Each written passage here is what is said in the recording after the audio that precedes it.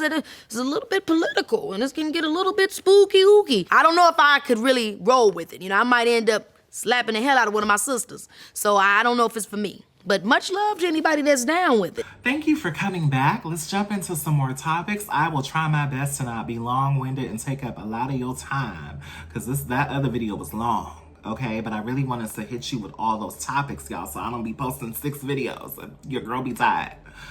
I might chop it up though, who knows? I might break that in half, because you know, I want people to like really get the material and just enjoy this commentary. But I also don't want to overload you, so I want you to play the long video, right? Play the long video, baby. Play it. And once again, if you like my content, you like my commentary, you like my energy, my vibe, it would mean so much to me if you just drop down below, like, comment, share. Let's talk, let's engage, right? Let's talk about it. Tell me your opinion. Let me know if I missed anything, but don't be rude, because some of y'all be rude on TikTok. Now on YouTube, you know, some of the commenters are rude. On my Ice Rates episode I did for my IG Live, that was Stark Effect episode 15, by the way. It was a really, really great episode. I was getting dragged. People were telling me I was disgusting in the comments. They were like, oh my God, ew. Oh my God, I support ICE. Y'all are racist, baby. Ooh, go work on that. Y'all are very racist and problematic and xenophobic. Go work on that, because which I'm not, you know, I'm not gonna block you, you know, but it's just disgusting to me how people talk so crazy, and then you be shocked when someone slides some DMs and get at you. And if people say, Monica, how can you laugh at that? Because damn it, it's funny. Okay? I'm just joking. Anyways, if you like this video, you like my show, it would mean a lot. So let's move on quickly, because I have to run and grab dinner and I'll be right back. Karreuche Tran and Deion Sanders. So Deion Sanders, he's having health issues. According to ESPN, Colorado's Deion Sanders says he's battled and he's beat bladder cancer. He did have a surgery, and they've been doing a documentary about it. University of Colorado football coach Deion Sanders announced Monday that he underwent surgery to remove his bladder after doctors discovered a tumor there. Sanders said that since the surgery, there have been no traces of cancer, and that he will continue to coach this season. In a packed touchdown club at the Dahl Ward Athlete Center, Sanders was both serious in tone as well as celebratory and full of humor about what he had been through as he appeared with Dr. Janet Karreuche, sorry about that, Director of Urological Oncology at University of Colorado Cancer Center. And this article was written by Jeff Legwold. Shout out to you for ESPN. Now, this has gone viral because there is a documentary that's coming out, and his son did post a video. His son posted a video of this documentary, and I'm going to refer to New York Post here. And it's basically in the documentary. You can go find it online, and I'll find the name in a second. Karreuche Tran, she used to date Chris Brown back in the day, you guys. Karreuche, we all know Karreuche, honey. She used to date Chris Brown. That was one of her most infamous relationships. Then she moved on from that. But watching her date Chris Brown, he was stalking her, beating her. She did an interview with Inyala, I believe, and said that he pushed her down the stairs and he kicked her in the stomach. I can wait. You know, aside from all the betrayal and all that, if we were to continue from here and he were to be good, I can wait some time for him to mature, I guess. But he told you that's not what he wanted. By the way, this is all for alleged purpose, entertainment purposes only. If I make a mistake, it is not intentional. Drop down below and correct me, okay? This is off top of the dome. This is all alleged, okay? Anyways, she went through a lot with Chris Brown. That was like a really rough relationship. I remember her and Rihanna were beefing over Chris Brown for years. He was chasing her all over LA. So Karreuche's been through a lot, okay? But basically, Deion Sanders, Karreuche was literally at bedside with him crying, and it was on video for the documentary. Sanders has credited Tran, according to US Weekly. He credited Karreuche Tran for supporting him throughout his cancer journey and his bladder surgery. And the surgery occurred in May of 2025. That documentary that I'm talking about, it's called For Your Glory. And it's a 2025 documentary that chronicled the football coach's cancer surgery and recuperation. Now, a lot of people are like going on about these rumors because there is a significant age difference between Karreuche and Deion Sanders. All right, last one. I'm going to let you go, Coach. Don't kill the messenger. Everyone seen Karreuche by your side during your hospital visit. Everyone wants to know what that friendship is about. We got a bad connection. I got a bad. I can't. You gotta go. Say what you I can't back. Shout out to Coach Prime, man. Coach Prime, man. Clap it up for Coach Prime, man. Coach Prime is wonderful, man. Got a bad connection, baby. Karreuche. Now, Karreuche, it's a 20-year age difference, but let me confirm how old both of them are. I'm sorry, I don't have that pulled up right here. She is 37, and then Deion Sanders is 57. So yeah, so there's a 20-year age difference between the two. This is causing a lot of controversy because they're like, are y'all dating? Because it's random that Karreuche here. How you get Karreuche? Now, apparently, Deion Sanders has a past. He used to date Tracy Edmonds, I believe, at one point, after some research I've done. Sorry. He used to date Tracy Edmonds, and she apparently supported him through some health issues. And he's dated a lot of women, and he's also had a past. What you doing at Granddaddy Deion bedside? You can see her crying deeply in distress while she reveals that Deion has to go in for cancer surgery. Doctors reconstructed Deion Sanders a new bladder using a small section of his small intestine, but he will still have to use a bag to help him go. Now, Karreuche is 37 and he is 57, so about a 20-year difference. No wonder she hasn't been working lately. Good for her. He's dated some women in his past. Yes, he was engaged, yes, to Tracy Edmonds from 2019 to 2023. He also was previously married to Pilar Sanders and Carolyn Chambers. You know, so he's had some relationships, and, you know, he's had some stories about him. I'm going to leave it there because I am not a sports girl, but we've heard about Deion Sanders, okay? But Karreuche, she's had a really, like, rocky... The interesting, you know, let's be honest. Karreuche got a lot of fame when she dated Chris Brown. Let's just be honest. A lot of girls were jealous of her. Her and Rihanna were beefing. You know what I mean? And that helped her fame. And I hate to say that she got famous for being a singer or singer's girlfriend. But, of course she took advantage of that. She started modeling. She did a few acting gigs. She even won an Emmy. So, Karreuche has made a career for herself respectfully. I'm not mad at her dating an older man. Now, on social media, people are going in because they're like, girl, what are you going to do? Like, I'm seeing some shady comments here. I'm going to find a few and insert it right here. As my mama used to say, the sun will shine on a dog's ass every once in a while. I cannot stand this man, Antonio Brown. But when I tell you this was one of the sternest, most festive reads I've seen in a long time, it blessed me. That man said, Karreuche, girl, what is you doing? That man ain't got a bladder nor toes. In the mighty name of Jesus. Listen, I know people are saying, people keep saying this is his goddaughter. There's a 20-year difference between these two people. I am not a sports person, but I do remember the lore of Deion Sanders. You make somebody a godfather because if something happens, they will be in a position to ensure your child is okay. 20-year-old Coach Prime was not godfather material. No shade. At all. They don't even look like they ran in the same worlds. But that's what I kept seeing, but yeah.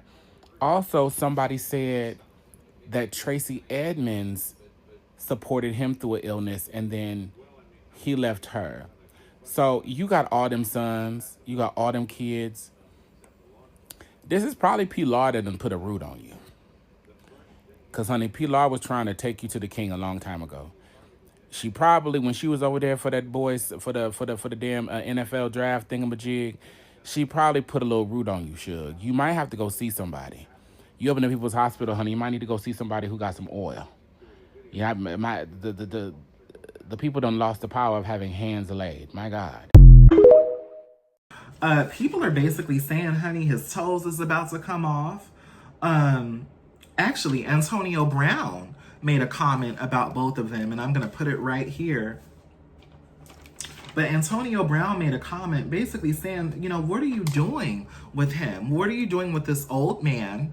That's what he's implying. I'm not saying Deion Sanders is old, but, you know, there is a significant age difference.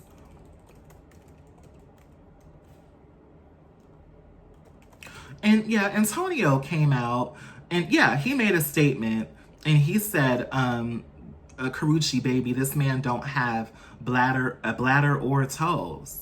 That's what he said. Okay, that's not alleged. That's what he said. And now, where did he say this? Let's see where. I'm sure he said it on social media in the comments, being messy. These people be messy, child. Oh my God. He posted this on X, on Twitter. We call it Twitter over here. He posted this on Twitter, and yeah, so he shaded Karreuche, basically saying, girl, what you gonna do? He old, girl, he got all these health issues, girl, like, what is he doing? You know, Karreuche, honey, he has money. Sprinkle, sprinkle. Don't date broke in 2025. If you do, you stupid. And because I told you, date rich in 2025.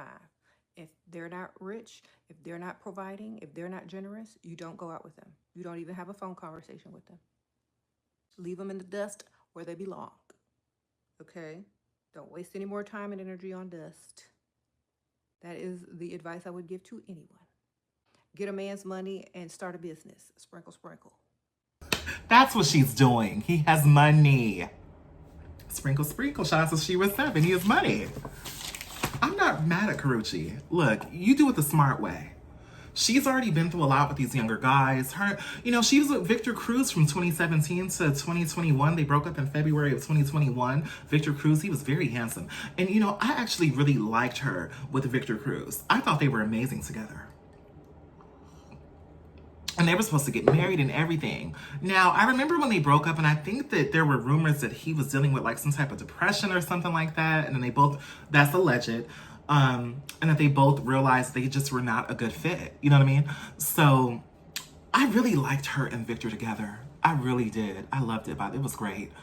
Well, drop down below and let me know what you all think. I'm not mad at Karreuche for dating an older man. When you date an older man, you're gonna have health issues in life, you guys. Like, calm down. Like, it's a 20-year age difference. He has money, he's successful, she's young, she's beautiful, she's hot. I say go for an older man because a lot of the younger guys, they want to play a lot. Not saying that Deion isn't playing, right? But, you know, and I don't know that that's alleged, okay? But, you know, in the industry, a lot of the men, they do what they do. I don't know that to be true. I'm just saying. A man who has money, a prominent coach, you get me? Coach Prime is what I believe they call him. I'm not a sports girl, but I believe it's Coach Prime. A lot of older men who have money, you know, the world is their oyster. You know, a lot of them want to have wild sex and, you know, they sleep with everyone, do drugs. Their drug use going on at this present time? Who are you talking to? To you, Whitney.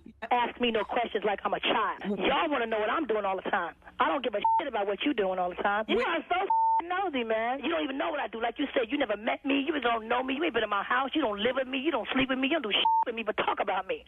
So watch what you say. Watch what the you say. And if I was really like back in the day in North, I'd meet you outside. I'd meet you outside. But I'm a lady and I have a class. I'm not saying he does that, by the way. I'm just saying, when you date an older, successful man, it's hard for them to want to commit because they know they can have anything they want, anyone they want, any woman they want, any boy they want, okay? So, and that's not towards him. I'm just saying, if you are a young girl, go, and you're in your 30s, date older.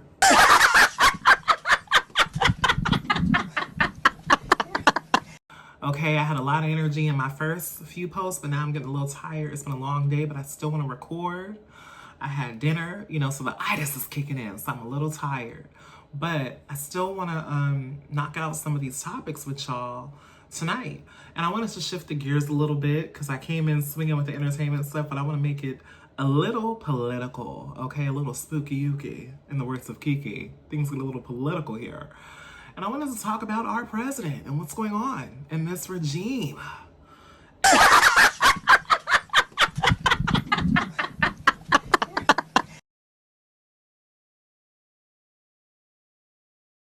every single day when we open up, you know, it's something happening, whether we like him or not, okay? There's something breaking happening. He breaks that news every day.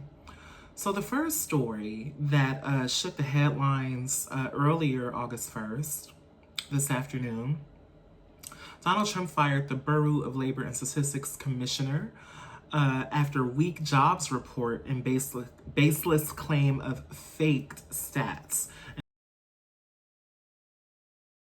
And this is according to ABC News. I'm using an article written by Max Zahn. And so a little bit about what's going on. So basically Donald Trump literally fired the commissioner. And this is the commissioner of the Bureau of Labor and Statistics. And her name is Erica McIntyre. Ooh, Jesus. We might have to edit that out. Oh my goodness. Or should I just leave it at this point? Oh no. Oh my God, Jesus.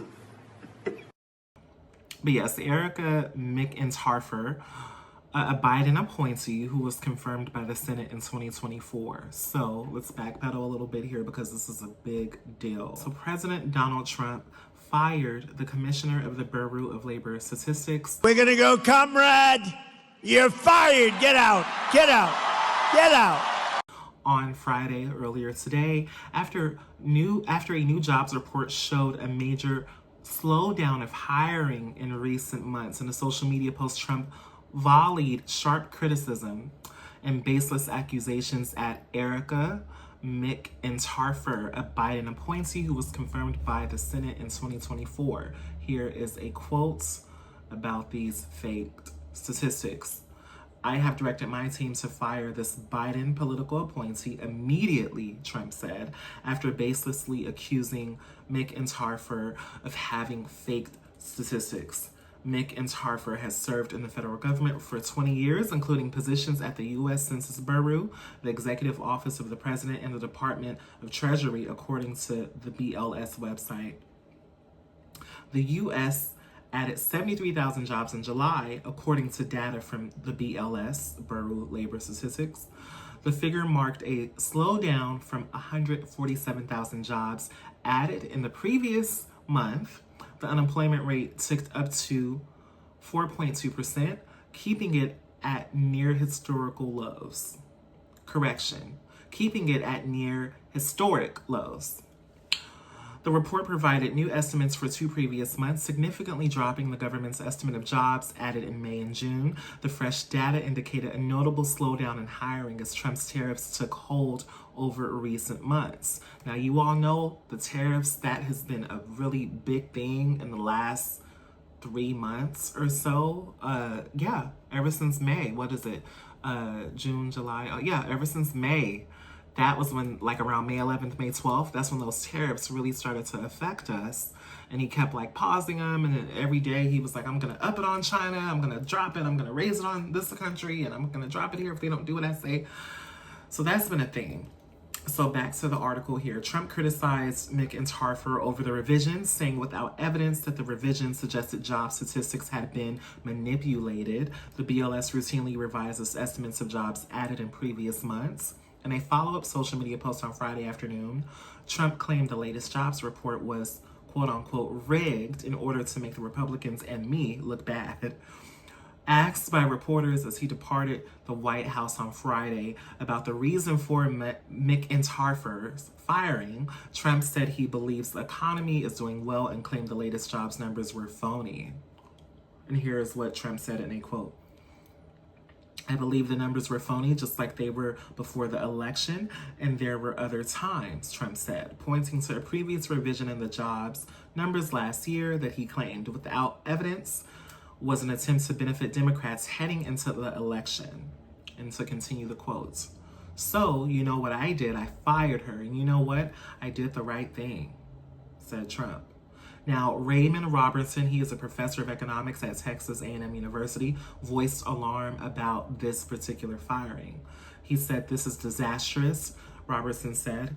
Continuing the quote, to have a president who refuses to accept the numbers and then fire people because he doesn't like the numbers. This is part of trying to bend the numbers to political will.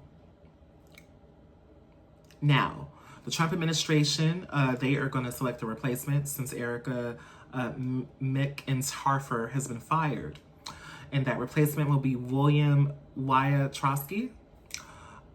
He will serve as the acting commissioner, according to a post on, we call it Twitter over here, but according to a post on X from the Secretary of Labor, Lori Chavez de Rimmer.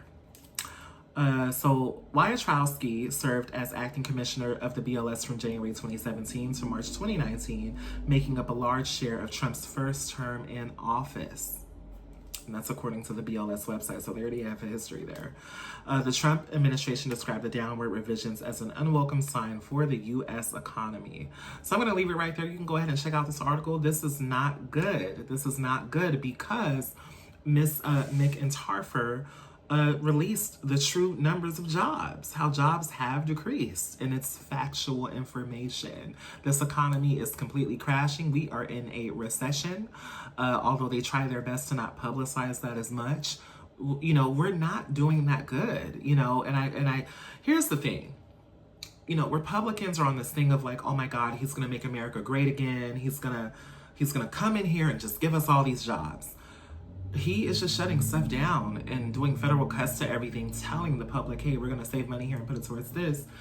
And people are just losing their jobs left and right. So, you know what's so interesting is like, how did he not think that by him firing all these people, federal jobs and nationally across the board, but the federal jobs especially, firing thousands and thousands and thousands of people, how did he not think that those numbers were still going to be counted and those factual numbers would be provided? It is insane. It's crazy how he's like, oh, well, I don't like those numbers. You're lying. You're fired. It's like, it's crazy to me. He is crazy. And that's my journalist hat off. That's my unbiased opinion. You know, at the end of the day, he is our president, whether we like it or not, you know, so it is what it is, right? But the fact that this person, the commissioner of BLS, Bureau Labor Statistics, provided factual numbers, and it was a decline. And for him to just be like, okay, well, I don't like it, you're fired. It's crazy. You know, this literally feels like, okay, I watched a few episodes of The Apprentice, I'm not gonna lie. I didn't watch like all the seasons and nothing like that. But it kind of feels, is this what The Apprentice is? Like, if it's so crazy how, all right. And that's, you know, my journalist hat was off, y'all. That was my commentary. Okay, so let's get back to another article here. ABC News. Let's see. I have another article here that came out Friday around 5 o'clock. This article was written by Benjamin Siegel and Michelle Stoddart, and also Rebecca Jarvis. Hopefully I pronounced the last name. It's Stoddart. Stoddart. Interest Stoddart. I think it's Stoddart.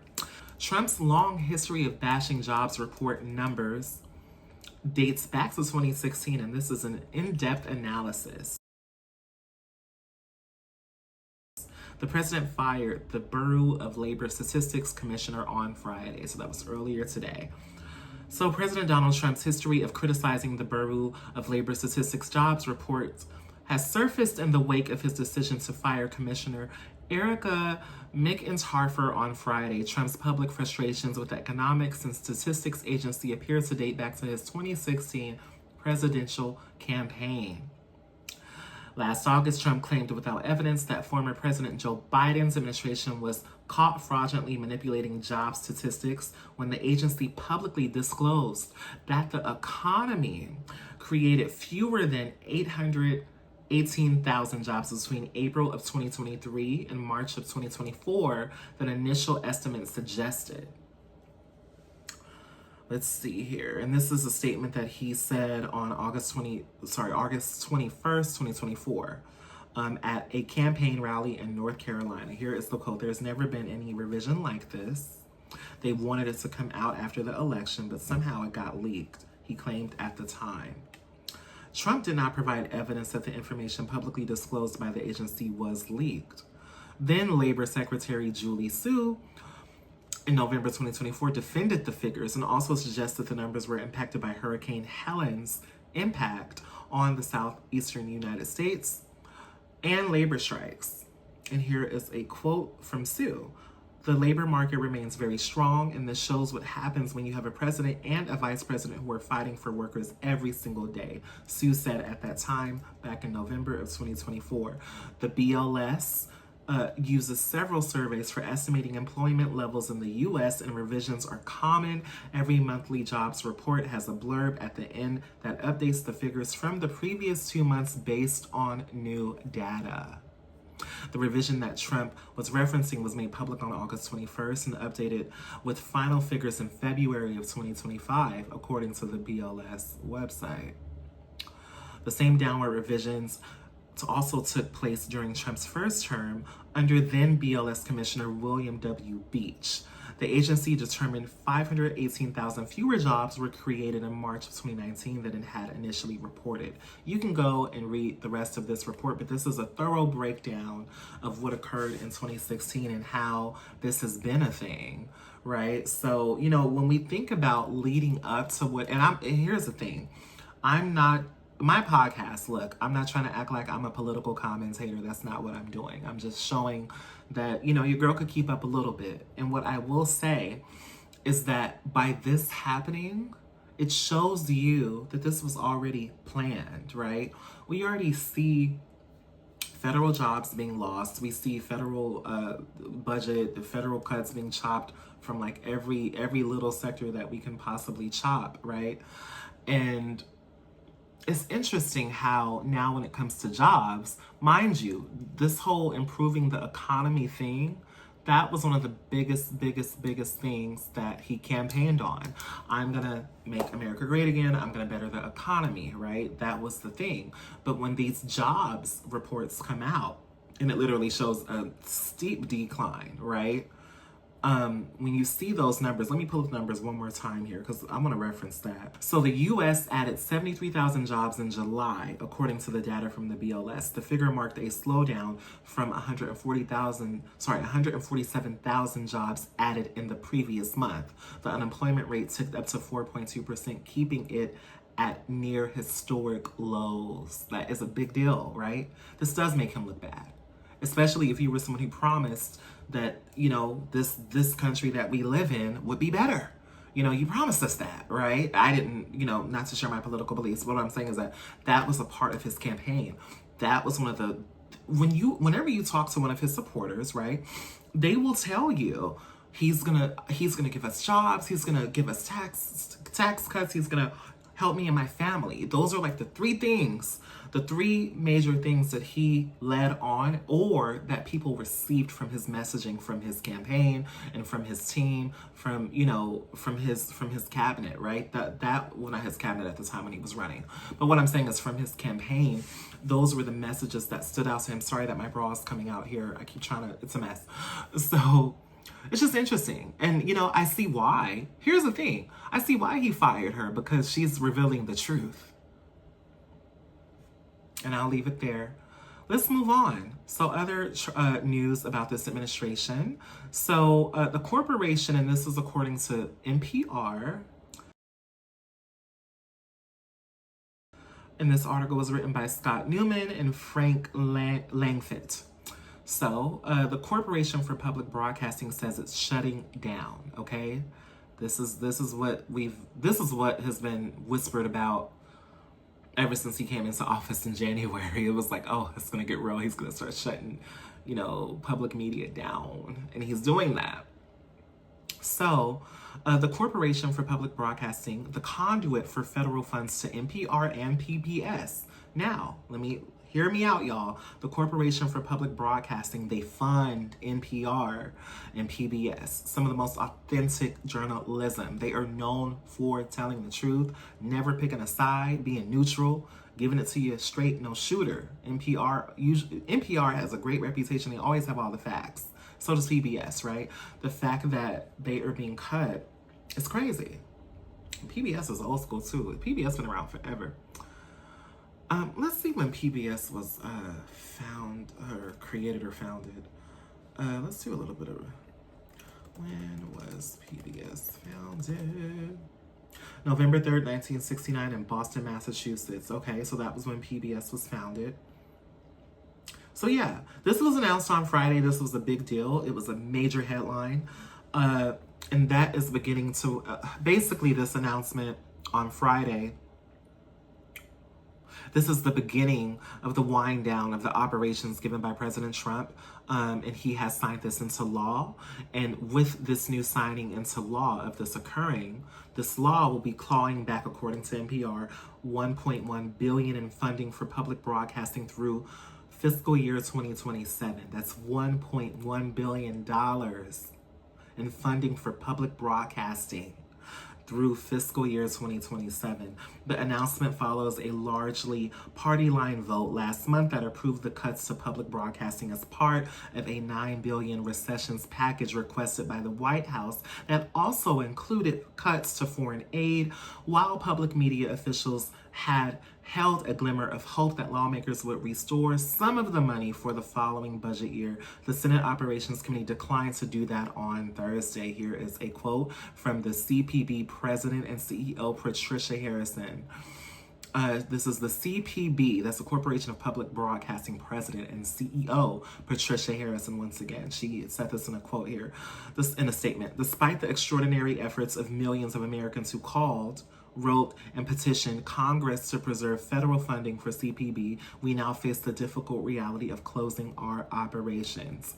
CPB remains committed to fulfilling responsibilities and supporting our partners through this transition, okay? Through this transition with transparency and care. Public media has been one of the most trusted institutions in American life, providing educational opportunity, emergency alerts, civil discourse, and cultural connection to every corner of the country, Harrison said. CPB, that's the Corporation for Public Broadcasting, informed employees that the majority of staff positions will be eliminated with the close of the fiscal year on September 30th, 2025. Wow. That's right around the corner. Oh my God, that's so sad. So a lot of people are going to lose their jobs. More people are losing their jobs. It said a small team would remain until January to focus on compliance, fiscal distributions. This isn't a quote. It said a small team would remain until January of 2026 to, end quote, focus on compliance, fiscal distributions, and resolution of long-term financial obligations, including ensuring continuity for music rights and royalties that remain essential to the public media system, according to the CPB statement. Harris noted that it was the first time in nearly 60 years that Congress had refused to fund CPB. The private nonprofit corporation was set up to channel federal money to public media stations nationwide, both for programming and emergency alert systems. So shock and sadness is everywhere. This is really, really big news. Go ahead and read the rest of the article. I already read a majority of it. This is crazy. This is happening.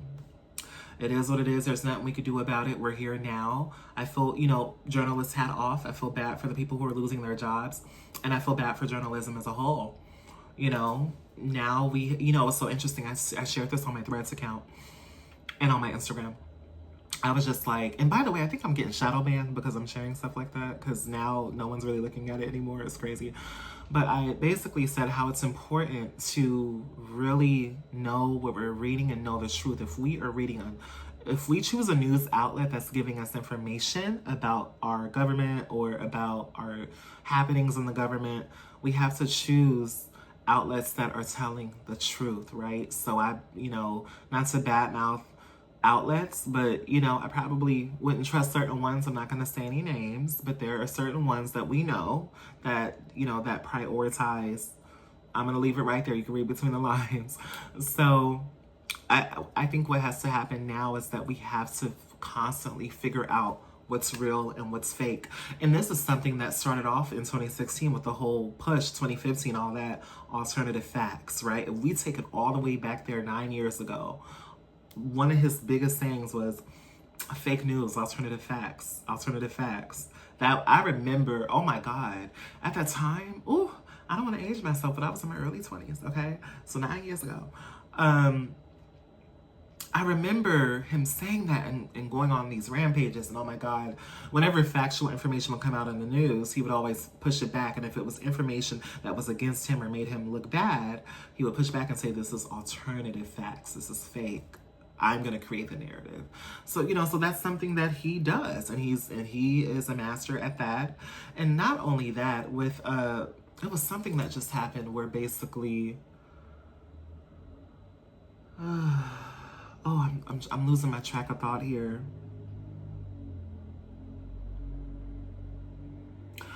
This was basically, let me, I don't want to say the wrong thing about this, so let me research what I'm trying to say. Hold on.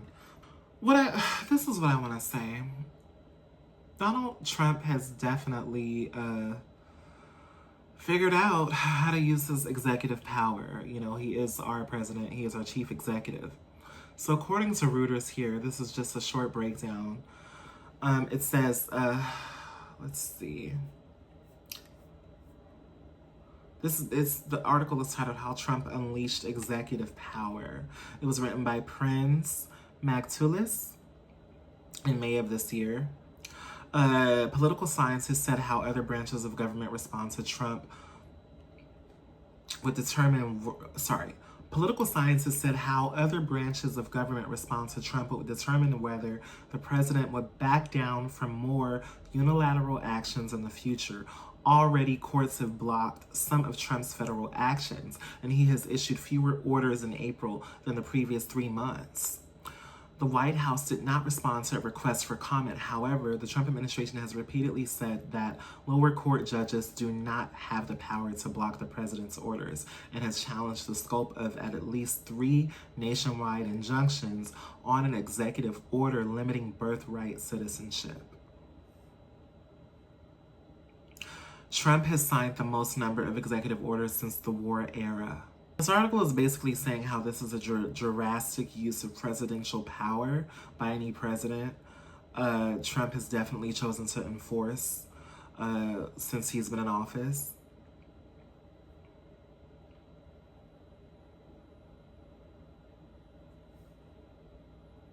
Wow. So it's funny because I remember earlier this year, he was signing all these executive orders and people were like, oh, we don't have to worry yet. And then things just started getting pushed through. You know, he figured out, you know, we have a lot of Supreme Court justices who are, you know, Republican as well. And a lot of Congress and the U.S. Senate is on his side. So, yeah, this is how all this is happening. This is how all this is happening. So there we have it. In other political news, Kamala Harris explains why she's not running for election. So she announced this on, it was yesterday. It was July 30th. And according to I'm going to use People as my source here. The article is written by Meredith Kyle, or it's K-I-L-E, I believe that's Kyle. Headline reads, Kamala Harris decides not to run for California governor in 2026 as she teases her next career move. The former vice president and 2024 presidential candidate vowed on Wednesday that she will be sharing more details in the months ahead about my own plans, end quote. So, once again, she will not be running for California governor in the upcoming 2026 election. The former vice president and 2024 presidential candidate was rumored to be considering both a gubernatorial run, hopefully I said that right, interesting word, and another attempt at the White House in 2028. Harris would have been the clear front runner in the race to succeed outgoing California Governor Gavin Newsom if she had launched a campaign. So when she came out about this, it's so funny. I remember I was on Threads. I was at work, y'all. I was sitting in my office, and I was like, it's funny because when I saw her statement that she posted on her social media first. I didn't even see a news outlet, and I literally was on Threads, and it was like 6 minutes after she posted it, and then of course outlets started picking it up, right? And I started reposting it. Everybody and their mom started reposting it, but I saw it from her directly, and she announced this past Wednesday. That she will not be seeking higher office in 2026. But it was funny because I actually got excited because I thought she was announcing that she would, and I read it too fast. And I literally was like telling my coworker, I was like, oh my gosh, she's running for governor, yay. Like, then I was like, oh, never mind, she's saying she's not running. So, and I'm not supposed to be biased, you all. That's just my journalist head off.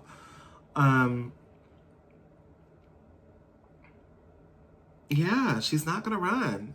This is a part of her statement. In recent months, I have given serious thought to asking the people of California for the privilege to serve as their governor. Harris, 60 years old, said in a statement. I love this state, its people, and its promise. It is my home. But after deep reflection, I've decided that I will not run for governor in this election. She is the nation's first female vice president. And she also stated in this particular statement, our politics, end quote, our politics, our government, and our institutions have too often failed the American people, culminating in this moment of crisis. And she also added that Democrats will need to embrace fresh thinking and not be bound by the same playbook moving forward.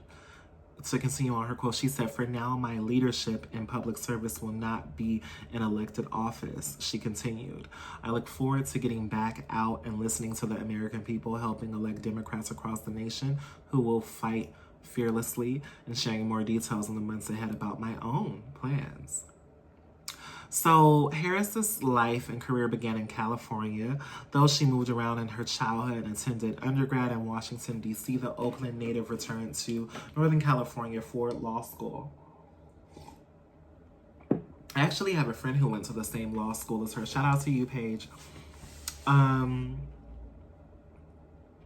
Harris and Newsom established themselves in California's political world around the same time, with Newsom, who was then a businessman, gravitating toward executive roles as she gravitated towards legal roles.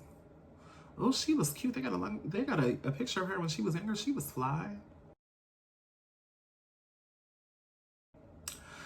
So a little bit more about Harris's career. Harris was elected District Attorney of San Francisco in 2003, at the same time that Newsom was elected San Francisco Mayor. When she was elected Attorney General of California in 2010, Newsom was elected Lieutenant Governor. Harris won a seat in the Senate in 2016, making her the second Black woman and first South Asian American U.S. Senator. After ending her bid for the 2020 presidential nomination, she joined Democratic nominee Joe Biden as his running mate, and together they defeated incumbents Donald Trump and Mike Pence to win the White House. Harris won the 2024 Democratic presidential nomination after Biden withdrew his candidacy for re-election in the final weeks of the race. She tapped Minnesota Governor Tim Walz to join her ticket. So we already know what happened there. She didn't win. I'm not going to keep reading. But, you know, she will not be running for governor. And also, too, she will be releasing a new book about the 2024 election. It's called 107 Days. Here is a quote from her. In writing this book, one truth kept coming back to me. Sometimes the fight takes a while, but I remain full of hope and I remain clear-eyed. And this article was by People. It was written by Rachel Raposas. Hopefully I said her name. Yes, Raposas. So yeah, she will be writing a book talking about her journey. I guess I want to say the word chronological. I can't even say it. It's late, okay? But the book, once again, is called, I was going to say chronologically. I can't talk right now because I'm a little tired. But the book is called 107 Days. And it's following the length of her campaign. The intense, high stakes. And, you know, according to her, it's deeply personal as well. And she's saying here in this article from quotes that she believes there's value in sharing what she saw and what she learned and what it will take to moving forward. So that's great for her. Go buy her book, y'all, if y'all want to read more about that. Simon & Schuster is the publisher. Oh, yes. That's amazing. Yes, girl. She writing a book. She said, come on, y'all about to run me some coins as I save for my next campaign run.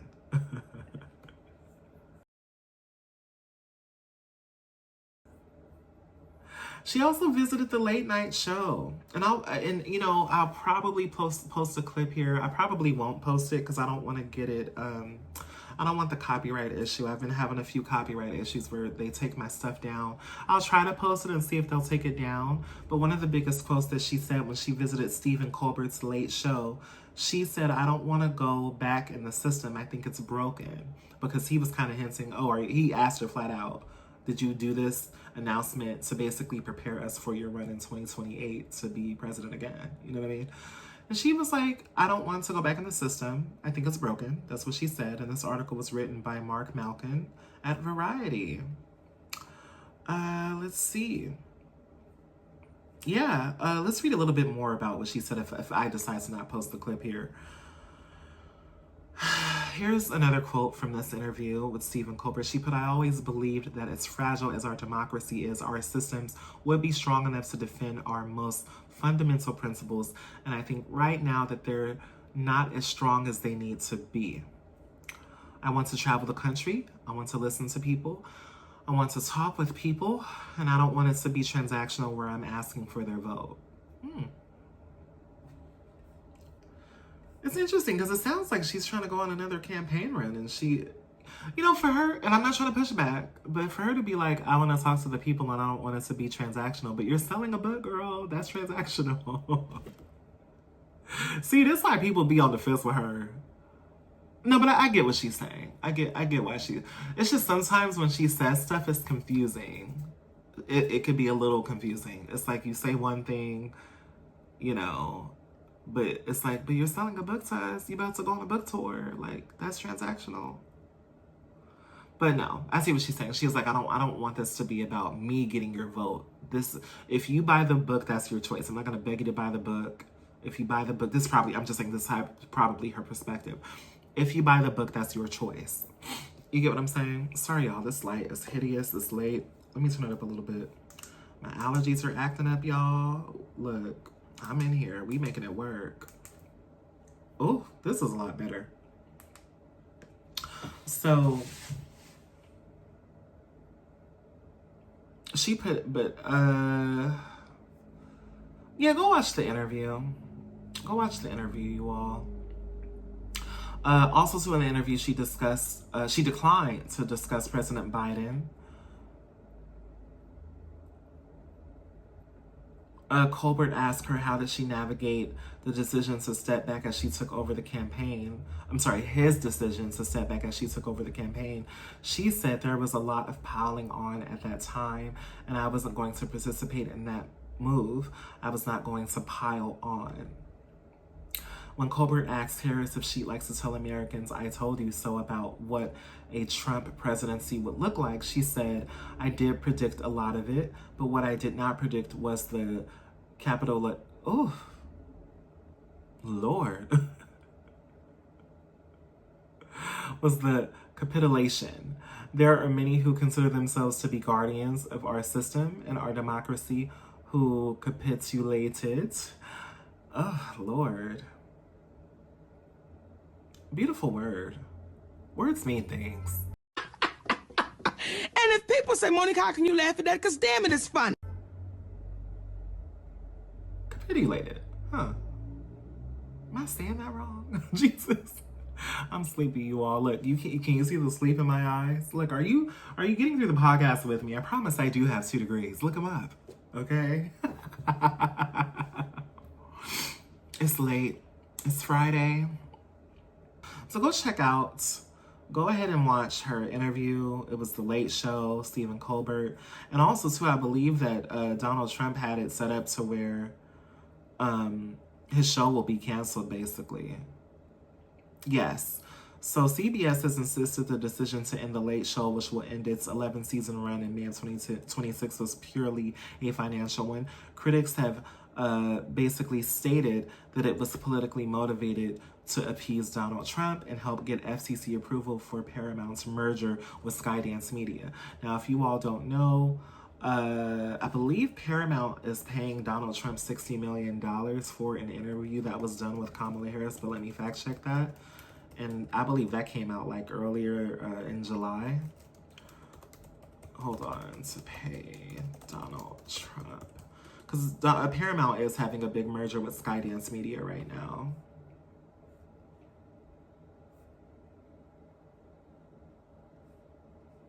Oh, not 60 million. I'm so sorry. Yeah, I'm glad I fact checked here. I could have that. Sorry, it was over the 60 Minutes interview that they did with Kamala Harris. Yeah, but Paramount is expected to pay, and this came out July 2nd. Yes, I was correct. Okay. Paramount is expected to pay Donald Trump $16 million to settle 60 Minutes lawsuit. And it was an interview regarding, at the time, Vice President Kamala Harris. He filed this lawsuit last October, alleging that the network had deceptively edited an interview that aired on its 60 Minutes news program with his presidential election rival Kamala Harris to tip the scales in favor of the Democratic Party. Paramount said it would pay to settle the suit, but with the money allocated to Trump's future presidential library, not paid to him directly or indirectly. Wow. So that's some political news there, y'all. It's getting a little spooky, getting a little sticky, icky, honey. He coming in and he figuring out every loophole to get us together. Well, not get us together. I have to be unbiased, right? Get people who are against him together. I'm not against him, child. I'm biased. I'm a mess.